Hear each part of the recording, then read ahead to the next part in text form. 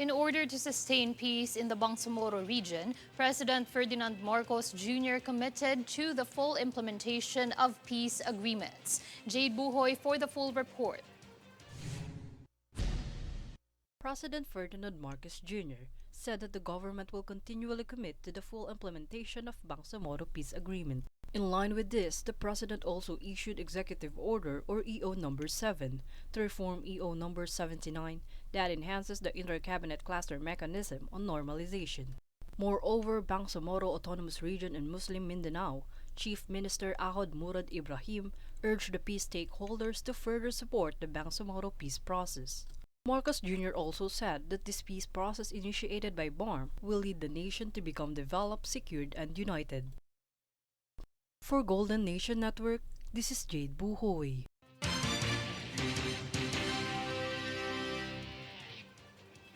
In other developments, the Commission on Higher Education, or CHED, has been directed by President Ferdinand Bongbong Marcos Jr. to address the issue of the migration-related shortage of nurses. Marcos stated that the lack of nurses has been impacting the provision of quality health care. In response to the President, CHED Chairperson Prospero de Vera III said his commission was already carrying out interventions to address the shortage of nurses.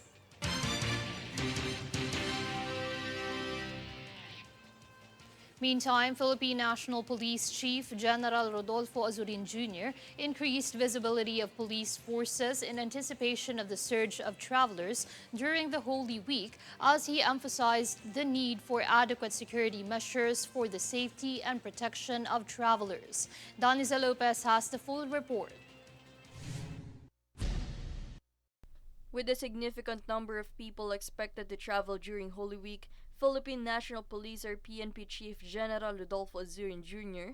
announced that they will deploy 77,891 police officers to prevent any potential threats and ensure that vacationers have a safe travel. General Azurin Jr. urged the public to cooperate with the authorities and comply with the government's rules and regulations to prevent crime, accidents, and any inconvenience that may arise during the holiday. PNP will also deploy police officers to secure popular tourist destinations that are expected to be crowded during the Holy Week holiday. Meanwhile, PNP spokesperson Colonel Jean Fajardo said that there are currently no credible and serious security threats related to the Holy Week commemoration. Colonel Fajardo stated that the PNP has not received any information that would necessitate an increase in their alert status. Despite this, the PNP will remain vigilant and maintain their increased presence to deter any potential security concerns and ensure the safety of everyone during the holiday. For Golden Nation Network, this is Daniza Lopez.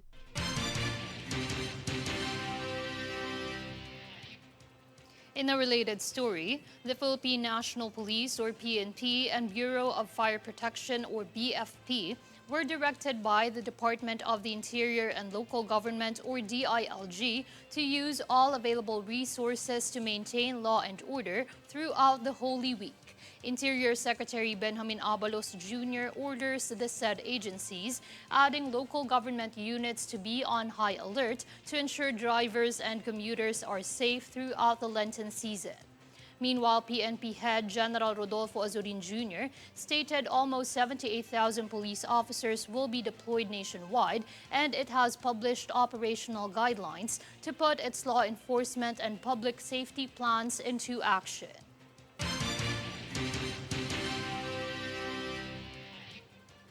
On the other hand, the Metropolitan Manila Development Authority or MMDA is taking measures to ensure safety and smooth flow of traffic during the Holy Week by deploying over 2,000 personnel to major roads and transportation hubs and setting up a multi-agency command center to monitor the situation. MMDA spokesperson Mel Karunungan said that Chairperson Romando Artes directed that all personnel should be present and not take any days off from April 5 to 10, with the skeleton staff working from April 7 to 9. It was recalled that MMDA declared the suspension of the number coding scheme in the National Capital Region from April 6 to 10 due to the holidays.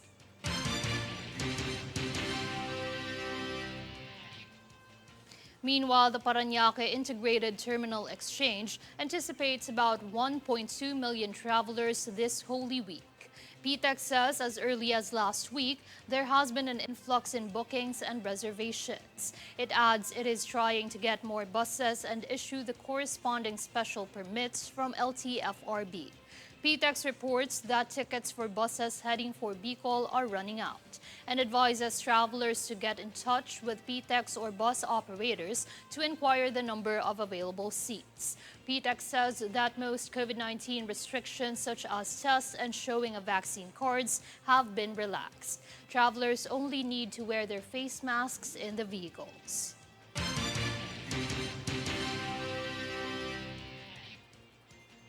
Meantime, the Commission on Higher Education, or CHED, has recommended a shorter curriculum program that will enable students who finish 1 to 3 years of nursing study to receive exit credentials and join the profession in order to solve the shortage of nurses in the nation.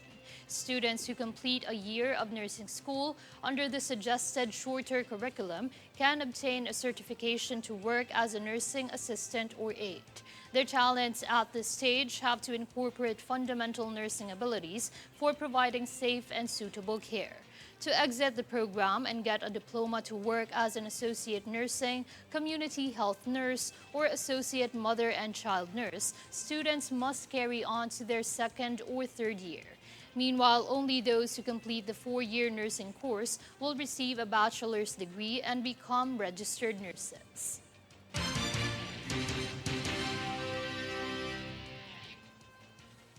The Land Transportation Office remained firm on their decision to implement the maximum prescribed rates of driving schools on April 15. Jade Buhoy for the full report. Land Transportation Office Chief J.R. Tugade have expressed that they will still continue the implementation of Memorandum Circular JMT 2023-2390 that aims to limit the driving school fees of driver's license applicants on April 15. Tugade emphasized that this must be done immediately as a response to the needs of the public in terms of affordable driver's license. According to Tugade, the implementation was pushed through to give opportunities to those who needed a driver's license for their job. In line with this, the LTO chief clarified that the maximum prescribed rates are reasonable rate enough to return the driving school's investment while lowering the fees of the applicants. Further, he also stated that only the agency can determine whether the duration of 8-hour lesson is enough to produce a qualified driver that passes the practical examination administered by LTO driving skill raters. For Golden Nation Network, this is Jade Buhoy.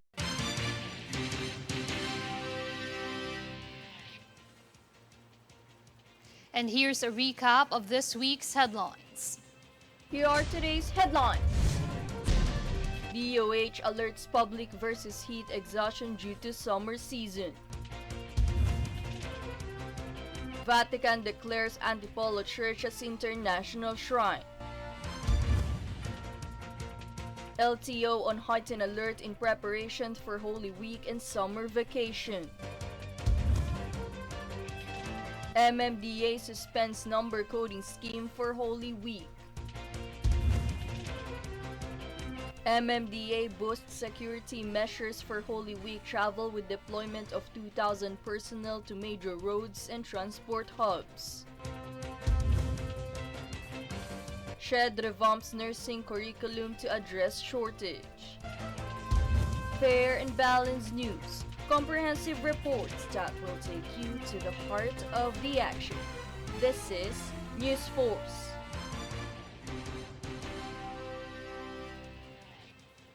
And those were the top stories of the week. Stay updated on the biggest stories. Get updates on our Facebook page, facebook.com/Golden Nation Network. I'm Mai Salazar, and this is News Force Weekend.